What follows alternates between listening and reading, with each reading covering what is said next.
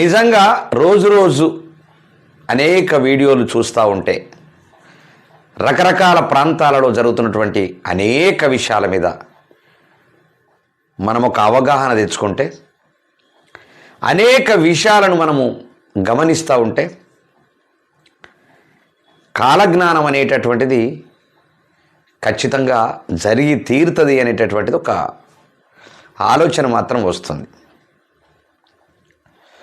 కాలజ్ఞానంలో ఇప్పుడు జరుగుతున్నటువంటి political system ప్రజలను నామరూపం లేకుండా చేస్తున్నటువంటి సిస్టమ్, పంచభూతాలు ఆ రాజకీయాన్నే నామరూపం లేకుండా చేసేటటువంటి విధానం, ఈ రెండు కూడా ఒక యుద్ధ వాతావరణం లాగా ఉంది. పరిస్థితులను చూస్తూ ఉంటే ఒక యుద్ధం, దేశాల మధ్యలో యుద్ధం ఎట్లయితే ఉంటుందో